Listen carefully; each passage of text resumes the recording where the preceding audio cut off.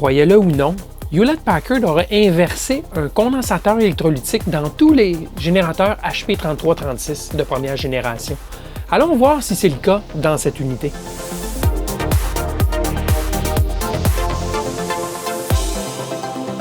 Bidouilleuse, bidouilleur, salut! C'est mon ami Jacques qui m'a rappelé cette bombe à retardement dans les générateurs synthétiseurs Hewlett-Packard 3336. Les ingénieurs qui ont créé cet appareil auraient laissé cette bourde se répandre pendant quelques années. J'en possède un. C'est un 3336C qui, je crois bien, date du début des années 80. C'est qu'il y a un condensateur électrolytique C113 sur la plaquette appelée A4 qui pourrait avoir été monté à l'envers et qui finirait par céder et perturber l'amplitude de sortie radiofréquence. Ce ne sont pas tous les 3336 qui auraient ce problème, car HP a éventuellement corrigé la bourde durant sa production de l'unité. La meilleure assurance, c'est d'aller inspecter ce fameux condensateur C113. Alors, je me suis dit, tant qu'à ouvrir l'appareil, aussi bien en faire une vidéo d'analyse de l'intérieur, question d'apprécier la qualité de conception et l'assemblage des appareils HP de l'époque. Je débute donc par une petite présentation de l'extérieur de l'appareil. Alors voici donc le HP 3336C de plus près. C'est un instrument qui nous permet d'entrer fréquence et amplitude directement au clavier, bien sûr. Vous avez un exemple ici de 1 kHz, 1000 Hz jusqu'au microhertz. Ça vous donne une idée de la résolution du synthétiseur à diviseur fractionnel. C'est assez complet. Bien sûr, de nos jours, une petite puce grosse comme le bout de mon doigt ferait le même travail que cet instrument en termes de synthèse de fréquence. Mais quand même, là, c'est bien d'avoir cette possibilité au bout des doigts comme ça pour faire des changements de fréquence, bien sûr. Alors ça, c'est bien sûr un cas simple à 1000 Hz, mais moi, ce que j'aime bien, c'est de l'utiliser à 10 MHz. Et à 10 MHz, on a quand même une résolution de 1 mHz.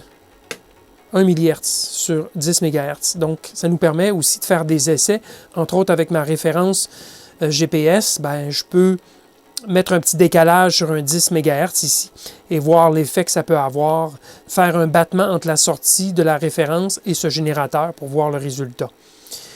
Au niveau de l'amplitude, on a le contrôle entre plus 8 et moins 72, si je me rappelle bien. Ce n'est pas très grand comme choix d'amplitude, mais c'est suffisant pour faire beaucoup d'essais et on peut toujours mettre, si on a besoin d'un signal plus faible, on peut toujours mettre un atténuateur fixe à la sortie, bien sûr.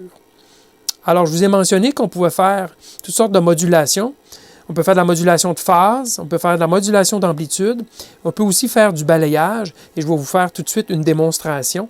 Si par exemple, comme fréquence de départ, c'est 100 Hz, 100 Hz, et la fréquence d'arrêt, c'est 2000 Hz, si je le lance, nous allons entendre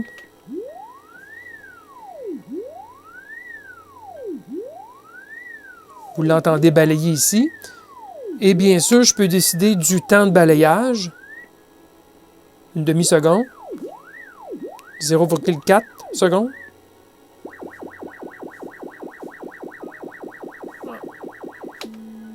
Alors voilà. C'est un instrument qui, moi je trouve, est bien polyvalent pour ce que je fais. Des mesures de justesse. Et aussi, son gros avantage, c'est qu'il est très juste en amplitude aussi. Il est juste dans des fractions de décibels, même des centièmes, dans les centièmes de décibels, entre 10 Hz et 21 MHz. Donc, c'est très utile comme référence d'amplitude aussi. J'aimerais bien qu'il aille plus haut en fréquence. Ça, je ne vous le cache pas. Mais quand même, c'est bien utile tel quel. Alors, le HP 3336 a beaucoup de fonctionnalités à l'arrière. Entre autres, un port GPIB qui nous permet de contrôler l'instrument complètement, de façon à distance bien sûr. Et on peut choisir son adresse ici avec des interrupteurs DIP. Il y a un ventilateur, bien sûr, avec un filtre de poussière que je viens juste de nettoyer. Peut-être qu'il ne paraît pas propre, mais il l'est. Mais avant longtemps, je vais remplacer cette mousse qui est en train tranquillement de se désagréger. Et ça peut s'acheter même dans les centres de rénovation, les quincailleries, etc. Alors, à l'arrière, il y a quand même beaucoup d'entrées et de sorties. Surtout des sorties, il y a bien sûr une entrée 10 MHz de référence pour piloter sa fréquence. Je crois que maintenant, vous le savez, si vous me suivez depuis un certain moment donné, que les bons appareils, entre autres les appareils HP, qui font de la synthèse de fréquences ou les fréquences mètres, et ainsi de suite, ont toujours une référence 10 MHz, une entrée pour pouvoir fournir une référence très juste. Il y a bien sûr une sortie 1 MHz qui est dérivée du 10 MHz qu'on peut utiliser ailleurs si on veut. Il y a toutes sortes de sorties qui servent, entre autres, à faire du balayage en fréquence, de la vobulation, si on peut dire aussi. Là. On peut, entre autres, alimenter un oscilloscope, donc pour faire un balayage en X de 0 à 10 volts. Au fur et à mesure que le balayage de fréquence se fait, ici, le balayage de 0 à 10 volts se fera. Et donc, on peut facilement illustrer à l'écran la réponse en fréquence, par exemple, d'un appareil quelconque en se servant de ce générateur comme source. Il y a aussi tout ce qu'il faut pour éteindre la trace de l'oscilloscope lorsque cet appareil revient à sa fréquence de départ lors du balayage. Et il y a toutes sortes de signaux de synchronisation qui servent justement aussi pour ce genre de travail là, de démarrer le balayage et de l'arrêter. Alors, on peut aussi démarrer le balayage à distance avec cet appareil. Il y a deux entrées ici, une entrée de modulation de phase et une entrée de modulation d'amplitude. Et donc, on peut, avec des sources extérieures, faire de la modulation ici sur cet appareil. Donc, ça c'est bien aussi. Et on peut aussi combiner cet appareil à un récepteur sélectif et faire un balayage, par exemple, comme un analyseur de spectre et contrôler l'amplitude de sortie. L'amplitude de sortie peut être contrôlée ici. Si on vient appliquer une tension CC, on pourra faire varier l'amplitude de sortie. Alors, c'est un appareil qui est très polyvalent pour faire toutes sortes de tâches combinées à un autre instrument de mesure. Donc, vous voyez, c'est assez complet quand même. Alors, voici une vue du dessus de l'appareil. J'ai enlevé le couvercle. C'est bien difficile de vous représenter les dimensions, mais sachez que ça ici, c'est 50 cm. Alors, c'est quand même très grand. On a une plaquette ici qui s'apparente à la grandeur d'une carte mère d'ordinateur. En effet, c'est d'ailleurs la plaque de contrôle, donc le processeur et tout ce qui suit. Je vais faire un zoom un petit peu plus dans quelques instants. Ici à l'arrière, c'est le bloc d'alimentation. Et ici à droite, c'est la plaquette A1 qui s'appelle A1 et c'est plusieurs fonctions, mais entre autres le VCO de 30 à 60 MHz, définitivement dans cette partie-ci, la partie analogique. Il y a le compteur fractionnel, c'est certainement la partie numérique ici, et la conversion numérique à analogique, probablement le DAC est ici. Et donc ça, c'est une plaquette à multifonction. Je vous souligne que toutes les plaquettes, même celles qui sont vertes, ont d'abord été plaquées or. Tout est plaqué or. Celle-ci n'a pas de masque de résiste de soudure. Donc, on voit vraiment la couleur or. Celle-ci a un vernis, mais elle, quand même, est une plaque qui a été au préalable plaquée or. Alors, je vais m'approcher. On a des petites choses à regarder, entre autres le processeur. Processeur qui a été créé sur mesure par Hewlett Packard eux-mêmes. C'est ce qu'ils appelaient, eux, le nanoprocesseur. Alors, il n'y a pas d'autres numéros. Il y a un numéro, mais ça ne dira pas grand-chose.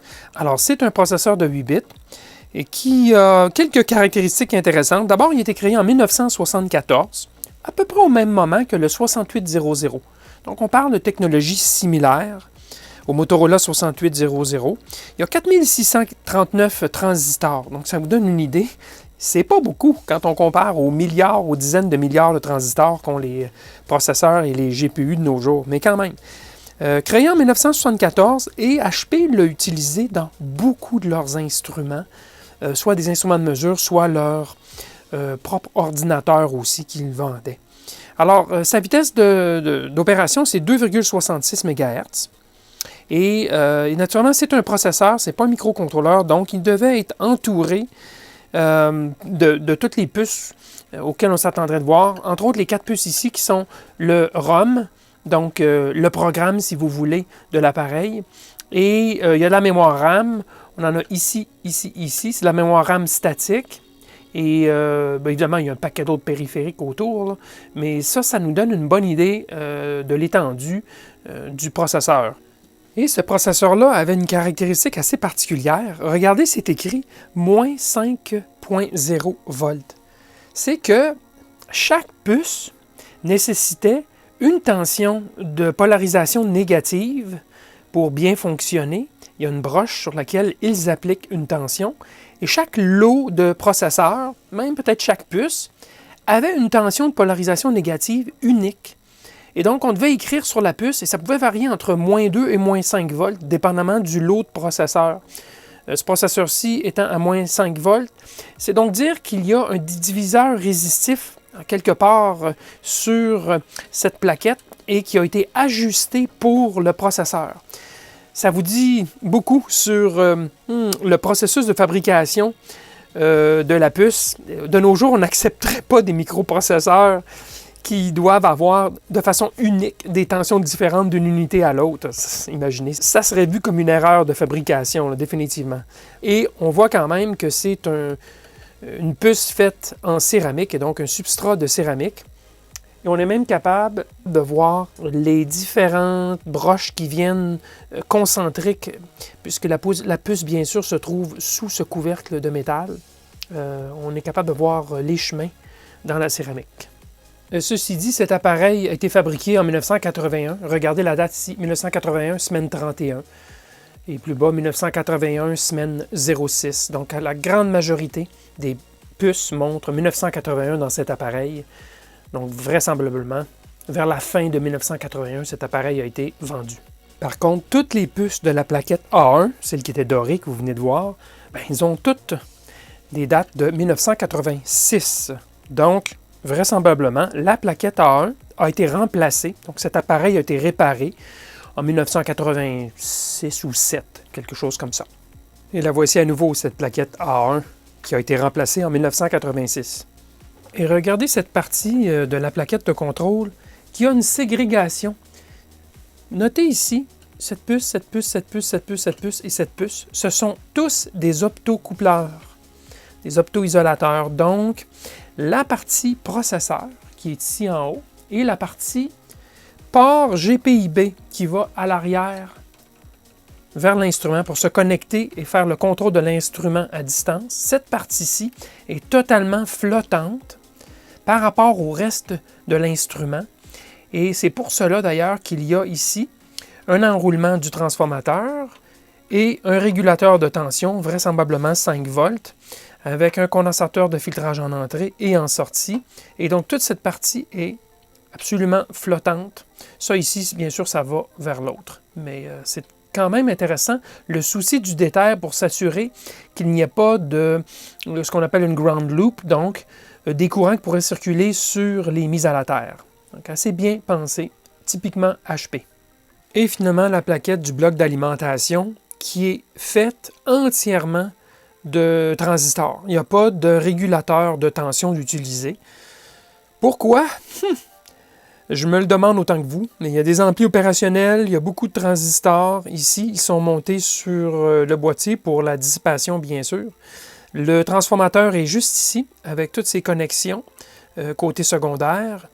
Il y a le pont de diode, un des ponts de diode, et il y a aussi, probablement pour le 5 volts, des diodes séparées, des grosses diodes, qui créent le pont de plein redressement. Et ici aussi, c'est un pont de diode pour plein redressement. Gros condensateur vraisemblablement sur le 5 volts. Ensuite, il y a du plus 15 et du moins 15 aussi. Alors, cet instrument fonctionne en plus 5, plus 15 et moins 15. Et bon, voilà, hein? Et toute la régulation est faite par transistors et ampli opérationnel. Assez compliqué. Bien sûr, aujourd'hui, on procéderait bien différemment. Cet appareil, bien qu'il ait été fabriqué en 1981, bien sûr, il existait des régulateurs de tension, mais il a été conçu bien avant, dans les années 70. Alors, il est très possible qu'ils aient tout simplement continué, perpétué le circuit de contrôle avec des composants discrets. Mais voilà, ça, c'est la partie supérieure. Allons voir le côté inférieur maintenant.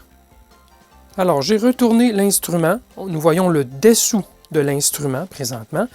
Alors, il y a des espaces de libre. C'est bien sûr, il y a des options dans cet appareil et il y a des configurations qui ne sont pas disponibles dans la version 3336C. Dans le A, dans le B, il y a des sorties de différentes impédances qui seraient ici. Dans le C, il n'y a que 50 et 75 ohms, donc il n'y a rien. Ici, il y avait aussi la référence 10 MHz intégrée. On peut payer pour une option d'un OCXO, donc d'un oscillateur dans un four, dans une chambre en température. Et le modèle que j'ai ne le possédait pas. Mais ça ne fait rien puisque je fournis de toute façon ma référence 10 MHz de l'extérieur ici. Donc, ça c'est le côté inférieur. Qu'est-ce qu'on a comme circuit? Alors ici, on a la plaquette A3. A3, c'est la référence 30 MHz. C'est qu'on utilise un signal de 30 MHz fixe et on le mélange. Il y a un mélangeur sur cette plaquette aussi. On le mélange avec ce qui vient de la plaquette A1 de l'autre côté, c'est-à-dire le VCO entre 30 et 60 MHz. Et donc, on produit un signal entre 0 et 21 MHz, en fait. On ne va pas jusqu'à 30. Mais ça se fait sur cette plaquette-ci. Il y a des diviseurs, il y a un mélangeur et il y a la source 30 MHz. Et de ce signal, tout ça, c'est connecté sur cette plaquette-ci. Cette plaquette-ci, c'est A4. Elle est très grande et c'est, entre autres, la plaquette qui possède l'amplificateur de sortie qui est justement ici. Vous voyez des transistors de sortie avec des dissipateurs. Cette plaquette a beaucoup de fonctions. Entre autres aussi, il y a un DAC pour contrôler l'amplitude du signal de sortie.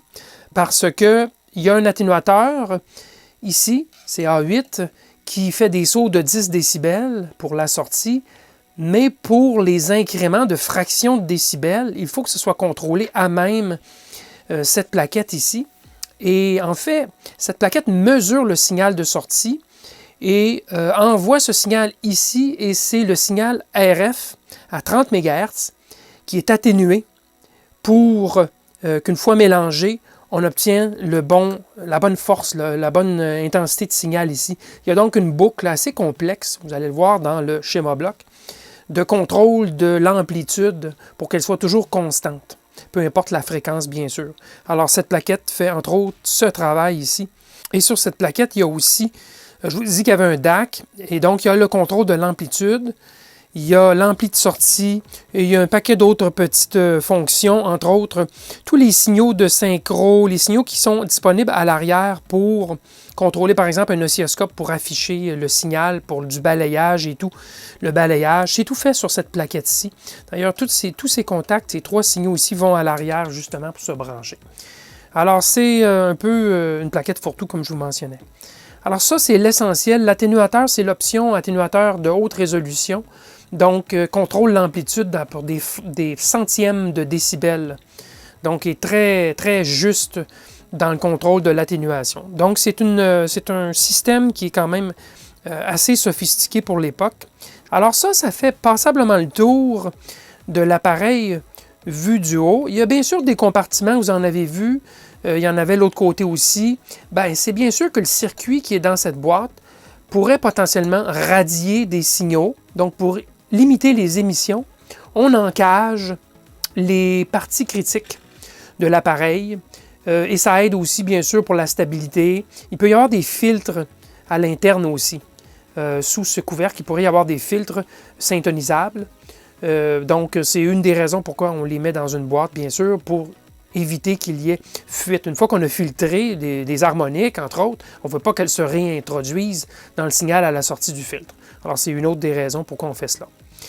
Alors, il reste une seule chose à faire, c'est de vérifier le fameux condensateur qui pourrait potentiellement être inversé.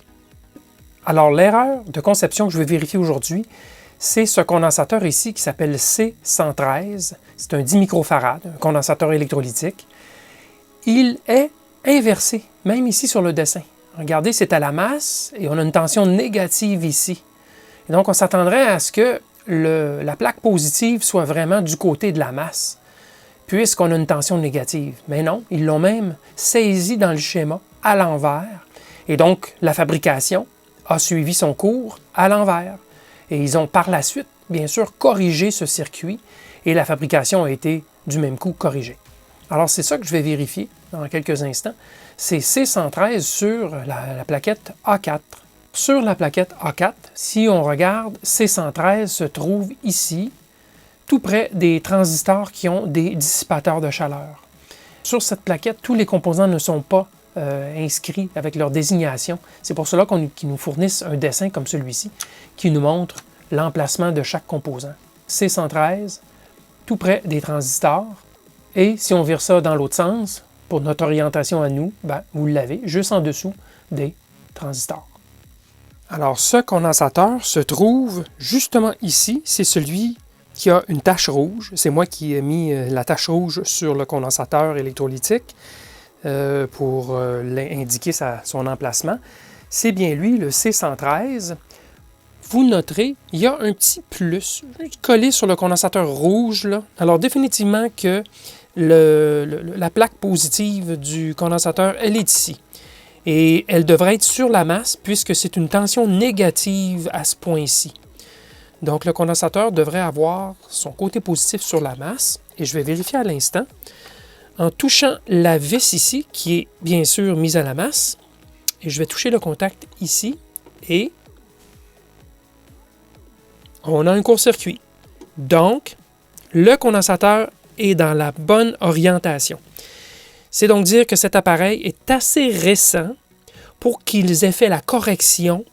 Ils ont détecté le problème et ils ont fait la correction lors des assemblages subséquents, donc les versions subséquentes de cet appareil. Et celui-ci, c'en est un de version subséquente. Donc, je n'ai pas le trouble. Tout est correct. Eh bien, tout cet effort juste pour vérifier que tout était correct. Alors, je vous l'ai mentionné, c'est un appareil qui est quand même bien pensé et assez complexe finalement. Loin de moi l'idée de vous montrer tout le schéma en détail, mais quand même, je peux rapidement couvrir les principales fonctions des différentes plaquettes qu'on a vues. En commençant ici par la plaquette du microprocesseur, qui, elle, bien sûr, contrôle quoi? Elle contrôle le port GPIB en sortie, et on nous illustre ici l'isolation galvanique.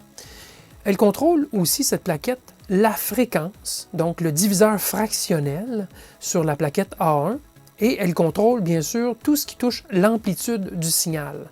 Alors elle a son nez fourré un peu partout, bien sûr. C'est le cœur de la machine, si on peut dire ainsi.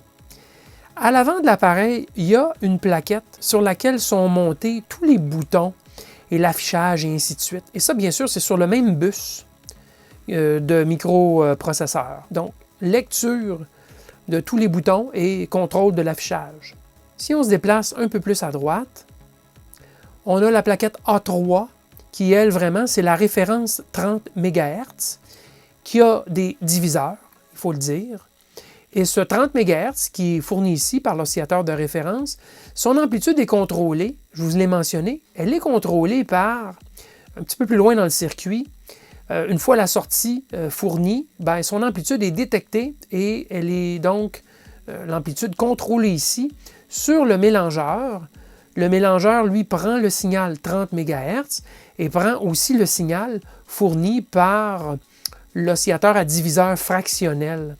Donc, le mélange des deux va nous donner une sortie entre 0 et 21 MHz. Et cette sortie, elle est amplifiée sur la plaquette A4, amplifiée et envoyée à l'atténuateur en sortie pour, bien sûr, à l'avant de l'appareil. Ça, c'est le chemin le plus principal, je vous dirais, des signaux. Mais on a évidemment tout le contrôle de la fréquence qui se fait ici par un système de diviseur fractionnel. Donc, on prend une référence ici et on la divise. Un diviseur fractionnel dans un système de synthèse comme celui-ci, essentiellement, c'est qu'on contrôle le VCO, qui est juste ici. Et ce VCO, donc, c'est un oscillateur à contrôle par tension variable. Bien, on va jouer sur cette tension-là de façon fractionnelle. Donc, des diviseurs qui ne sont pas nécessairement entiers, mais qui changent constamment durant la production du signal en sortie pour aller nous chercher des résolutions de l'ordre du microhertz jusqu'à 100 kHz et du millihertz jusqu'à 21 MHz. Alors, comme ces deux signaux sont mélangés, la référence 30 MHz et notre sortie qui est donc un oscillateur fractionnel, on a à la fin notre signal résultant qui est filtré bien sûr et envoyé à l'avant. Bon, alors, qu'est-ce qu'il y a aussi? Le reste du circuit, c'est A4 ici, et ça, c'est le contrôle de l'amplitude. On a le contrôle des relais de l'atténuateur en sortie, et on a un DAC, et ce DAC, donc un convertisseur numérique analogique, ce DAC servira à produire une tension. Cette tension viendra sur la lecture de l'amplitude de sortie, viendra se combiner avec des amplis opérationnels, et tout ça se trouve à être envoyé, retourné juste ici, dans le contrôle d'amplitude de notre référence 30 MHz qui s'en vient ici. Alors, essentiellement, c'est ça la boucle, là. Il y a demande d'une amplitude et il y a production d'un signal en sortie et une comparaison est faite entre la demande d'amplitude et l'amplitude résultante. Et s'il y a une erreur, cette erreur est envoyée jusqu'à la production du signal 30 MHz et c'est lui qui est réduit. Et du même fait, on peut moduler en amplitude, puisqu'on fait un contrôle d'amplitude ici. On a aussi une possibilité de faire la modulation d'amplitude dans le générateur à cet endroit-ci aussi. Alors, vous avez vu les deux, production de la fréquence et contrôle de l'amplitude dans le générateur. C'est donc essentiellement comme ça que cet appareil fonctionne. Vraiment rapidement montré, bien sûr. Il y a quand même des étapes intermédiaires qui tombent dans les détails du génie de ceux qui l'ont créé. Mais quand même, considérant l'époque, donc conçu dans les années 70, c'est très bien fait. Et fallait bien que je vérifie. Là, je pourrais mieux dormir ce soir. C'est un très bel appareil, ce 3336C, typique de l'ingéniosité et de la qualité produite par Hewlett-Packard dans ces années-là. La seule petite critique que je ferais, cependant, en tant que bidouilleur, c'est qu'il n'y a aucun support à circuit intégré, même pas pour le processeur et les mémoires ROM. Je comprends que la fiabilité à long terme peut s'en trouver diminuée en utilisant des supports, mais ça aurait été très bien quand même de pouvoir prendre une image binaire, donc pour retirer les puces, prendre une image binaire des mémoires ROM, juste au cas où elles flanchent un jour. Car si cela devait arriver, l'appareil se transformerait instantanément en encre à bateau. Si vous êtes intéressé à en apprendre plus sur le nanoprocesseur qui est utilisé dans ce générateur, je fournis un lien dans la description vers le blog en anglais d'un gars qui en a fait la rétro-ingénierie, mais pas juste à la moitié. Jusqu'à en faire l'analyse des masques internes dans la puce. Très intéressant. En terminant, savez-vous combien j'ai payé pour cet appareil? 56 $ en 1998. C'était lors d'un encan silencieux d'équipement en surplus à l'usine où je travaillais. Et les recettes étaient versées à une œuvre de charité. J'ai donc fait tout un coup cette journée-là, un bon coup l'achat de l'appareil et un bon coup un don. Merci d'avoir parcouru cet appareil avec moi. Il y en aura d'autres vidéos de ce genre, alors demeurez à l'écoute de la chaîne Électro Bidouilleur. À la prochaine!